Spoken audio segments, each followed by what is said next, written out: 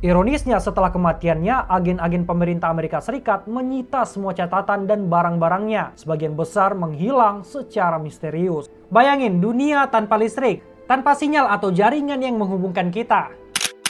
Berat kan? Tapi kalian tahu nggak, di balik semua kemudahan ini, ada satu nama yang terlupakan dan tragis akhir kisah hidupnya. Seorang jenius visioner yang mimpinya jauh melampaui zamannya, namun hidupnya berakhir dalam isolasi dan kemiskinan. Ini bukan tentang Edison, bukan juga tentang Marconi. Ini tentang Nikola Tesla. Siapa dia sebenarnya? Mengapa hidupnya begitu tragis? Padahal warisannya tak ternilai. Kali ini kita akan menyelami kehidupan seorang ilmuwan yang banyak orang menyebutnya gila. Tesla tak hanya mengubah dunia, tapi juga menantang imajinasi. Sebelum kita mulai, jangan lupa di subscribe.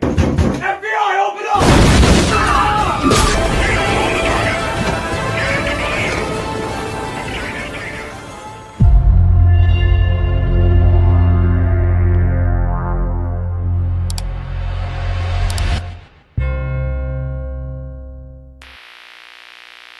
Nikola Tesla lahir di desa kecil Smiljan di Kekaisaran Austria-Hungaria pada 1856.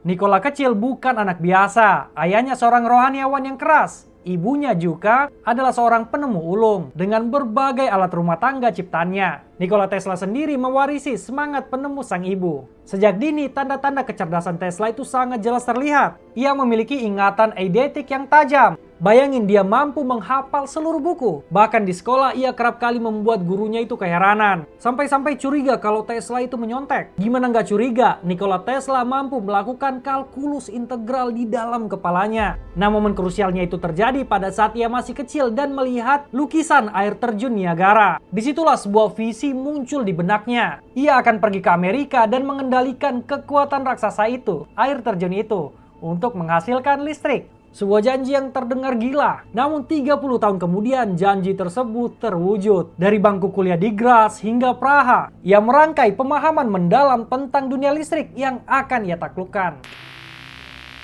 Kita lanjut ke perang arus antara Nikola Tesla melawan Edison. Setelah Tesla belajar teknik di Graz dan Praha pada tahun 1884, Tesla akhirnya tiba di New York. Dia penuh harapan kala itu membawa surat rekomendasi untuk Thomas Edison. Awalnya ada percikan kolaborasi. Tesla dipekerjakan oleh Edison untuk memperbaiki generator arus searah atau DC. Edison kala itu memberikannya janji yang fantastis. Konon $50.000, nilai yang sangat fantastis di zamannya. Dan luar biasanya Tesla itu berhasil. Ia bekerja berhari-hari tak memperdulikan waktu, bahkan semalaman tanpa istirahat. Namun ketika Tesla itu meminta bayarannya, dilaporkan bahwa Edison itu justru tertawa. Edison berkata, "Tesla, Anda tidak mengerti humor Amerika kami."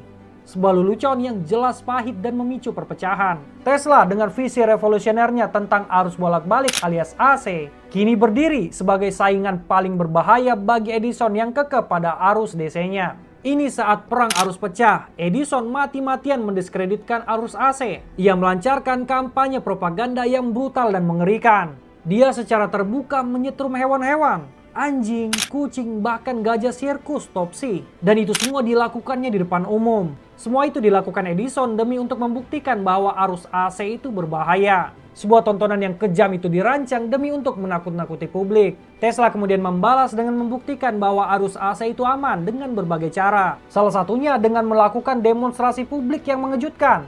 Ia mengalirkan arus listrik bertegangan tinggi melalui tubuhnya sendiri di depan penonton, demi membuktikan bahwa arus AC itu bisa digunakan secara aman. Selain itu, Tesla juga menunjukkan bahwa penggunaan arus AC itu lebih efisien dan juga hemat untuk transmisi daya jarak jauh dibandingkan arus searah alias DC milik Edison. Tesla tidak sendirian. Ia menemukan sekutu di diri George Westinghouse, seorang industrialis yang cerdik dan visioner. Westinghouse dengan cepat melihat potensi luar biasa dari AC milik Tesla. Ia membeli paten motor AC-nya, bahkan menawarkan royalti $1 per tenaga kuda untuk setiap motor yang terjual. Sebuah kesepakatan yang seharusnya menjadikan Tesla orang terkaya di dunia. Dan kemenangan besar pun akhirnya tiba. Sistem AC Tesla Westinghouse menerangi World Columbian Exposition di Chicago pada tahun 1893, mengalahkan tawaran dari Edison dan memukau dunia. Puncaknya pada tahun 1896, sistem AC Tesla yang revolusioner diimplementasikan di air terjun Niagara, menjadi pembangkit listrik tenaga air skala besar pertama di dunia. Mimpi Tesla pun jadi kenyataan, dan dunia telah beralih ke AC berkat Tesla dan Westinghouse. Namun di tengah krisis ekonomi, Westinghouse diambang kebangkrutan. Ia pun meminta Tesla untuk melepas perjanjian royalti yang bisa menjeratnya. Dan bagaimana dermawan dan baik hatinya Tesla itu tergambar di sini guys. Kejadian yang jarang sekali terlihat dalam sejarah bisnis. Tesla dilaporkan merobek kontrak royalti yang bernilai fantastis itu. Dia bisa saja masuk ke jajaran orang terkaya di dunia, tapi dia memilih untuk menyelamatkan Westinghouse. Dan ini juga memastikan kemenangan milik arus AC untuk selamanya. Sebuah pengorbanan yang tak ternilai, tapi ini jelas mengorbankan kekayaan pribadi milik Tesla. Kita masuk ke visi gila, penemuan tersembunyi dan pengkhianatan paten. Kemenangan di perang arus hanyalah awal dari otak brilian ini. Tesla terus berinovasi, melahirkan penemuan-penemuan yang jauh melampaui masanya.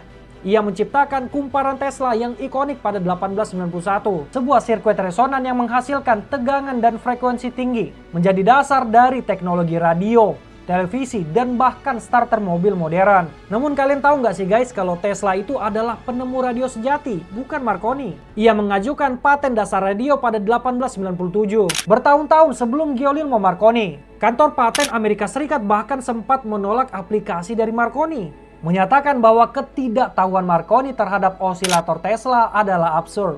Ketika Marconi berhasil mengirimkan sinyal transatlantik pertama pada tahun 1901, Tesla dilaporkan berkata, biarkan dia teruskan.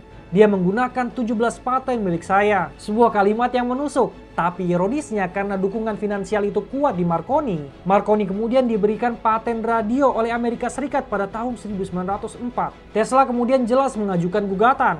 Namun tanpa dana dan dukungan, ia tak mampu melanjutkannya. Sebuah ketidakadilan yang luar biasa. Visi terbesar Tesla mungkin adalah transmisi daya nirakabel. Ia bermimpi dunia tanpa kabel, di mana listrik bisa disalurkan kemanapun tanpa batas. Nah, demi untuk mewujudkan ini, ia membangun menara Wardenclyffe yang megah di Long Island. Sebuah menara raksasa yang dirancang untuk menjadi pemancar energi dan komunikasi global. Namun mimpinya runtuh, kurangnya pendanaan ditambah dengan keraguan investor menyebabkan proyek ini terbengkalai. Dan akhirnya menara itu dibongkar. Sebuah monumen yang menyedihkan dari visi yang tak pernah terpenuhi. Selain itu ia juga mengembangkan berbagai penemuan gila lainnya. Osilator mekanis yang secara keliru disebut sebagai mesin gempa bumi karena efek dari resonansinya yang kuat. Pekerjaannya pada shadowgraph meletakkan dasar bagi pengembangan sinar X. Ia melancarkan turbin tanpa bilah yang revolusioner. Pada tahun 1898, ia mendemonstrasikan kapal remote control di Madison Square Garden.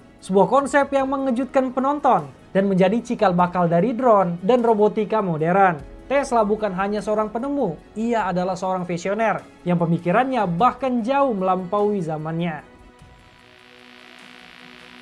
Obsesi, kesendirian, dan keadilan yang datang terlambat. Di balik kilatan kejeniusannya, ada sisi lain dari Tesla yang semakin menonjol di tahun-tahun terakhirnya. Ia adalah seorang jomblo seumur hidup yang menghindari kisah-kisah romantis. Dia juga memiliki germophobia yang ekstrim. Ia terobsesi dengan angka 3, seringkali berjalan di sekitar blok 3 kali, atau menyewa kamar dengan nomor yang bisa dibagi 3.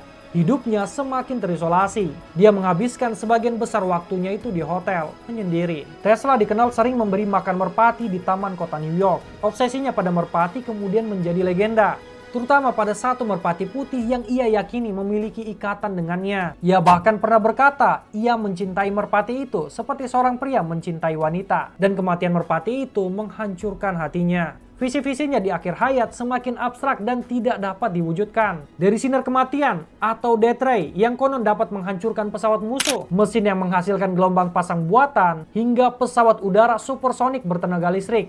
Impiannya tentang perdamaian dunia dengan sains dan juga revolusi robot memang terdengar fantastis. Namun tanpa pendanaan dan dukungan yang kuat, semua hanya tinggal imajinasi di dalam Nikola Tesla. Meskipun menyumbang begitu banyak kepada umat manusia, Tesla meninggal dalam kemiskinan dan kesendirian. Pada tanggal 7 Januari 1943, Nikola Tesla meninggal dunia di kamar hotel nomor 3327. Penyebabnya trombosis koroner. Dia pergi nyaris terlupakan, meninggalkan warisan penemuan yang luar biasa, tapi tanpa kekayaan dan pengakuan yang pantas. Ironisnya, setelah kematiannya, agen-agen pemerintah Amerika Serikat menyita semua catatan dan barang-barangnya, sebagian besar menghilang secara misterius. Namun keadilan ya meskipun terlambat akhirnya datang. Beberapa bulan setelah kematiannya, pada bulan Juni tahun 1943, Mahkamah Agung Amerika Serikat secara resmi mengembalikan paten radio ke Nikola Tesla dan membatalkan klaim milik Marconi. Sebuah pengakuan yang datang di saat ia sudah tak bisa lagi merasakannya. Betapa ironis dan tragis. Kita lanjut ke warisan abadi sang jenius. Kini nama Nikola Tesla kembali bersinar terang.